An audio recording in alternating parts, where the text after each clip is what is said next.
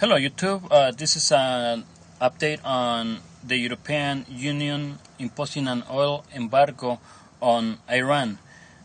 This is an unprecedented action by the European Union imposing a complete oil embargo on Iran's oil industry. This has never happened on this scale, and probably seems to be quite consistent with the tensions growing between the West and the East.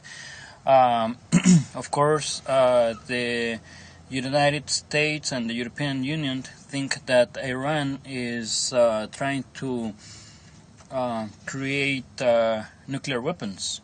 And Iran has always said that its nuclear ambitions are only for energy and not for any type of weapons.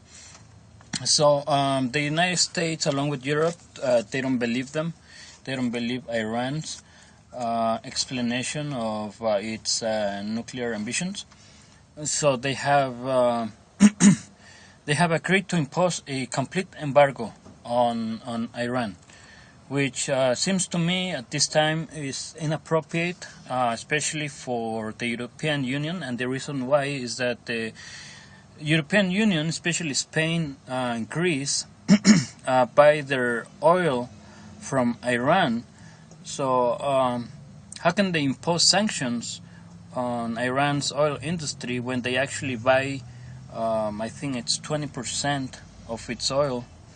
It's like they're shooting themselves on their feet, you know.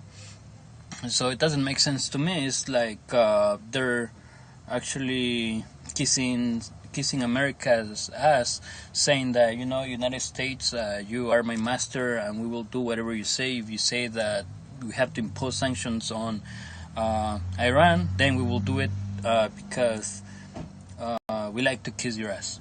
So basically, that's the way I see it. Now they're talking to Japan. They're trying to say, you know what, Japan, don't buy oil from Iran. And it seems to me that that's gonna happen.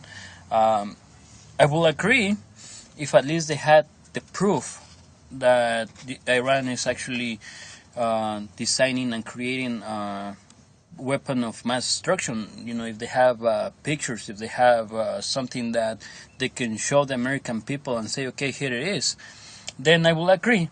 But you know, this is happening again as it happened before with Iraq, saying that they had weapons of mass destruction, but they never found, they never did. It was just an excuse to go inside there and make a war and just for the oil, you know. It's always for the oil, and that's what's happening right now.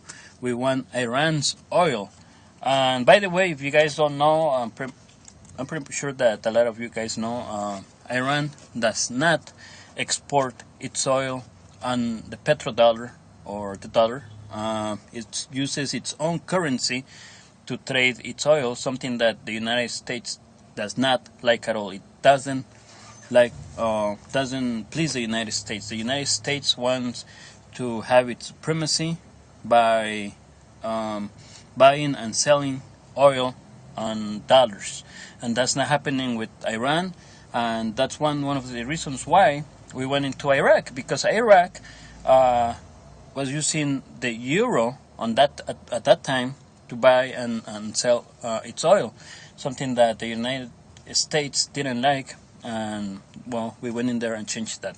Now we want to do the same with Iran, and Iran will be the jewel on the crown, because there's a strait that the oil goes through. I think like 30% of oil goes through this strait. It's called the Strait of Hormuz. And by the way, Iran has threatened to close the Strait of Hormuz if sanctions are imposed on its nation. Well, now it seems to me that the European Union has imposed these sanctions, and I don't know what's going to happen, if they're going to close it or not. If they close it, they're risking a military confrontation with the West. And if that happens, then all hell's gonna break loose because, as we all know, China and Russia backs up Iran, and if something goes wrong in a military strike, or it can be the build-up, or it can be the start of World War III, because China, Russia have stated that they will not allow the United States to go into Iran as they did in Iraq, and also on the airstrikes on Libya. So this is very dangerous times that we're living on. Um, I seen reports on TV that the United Nations, along with Great Britain, is sending warships to the region, and I guess I don't know if they're setting up for a preemptive strike.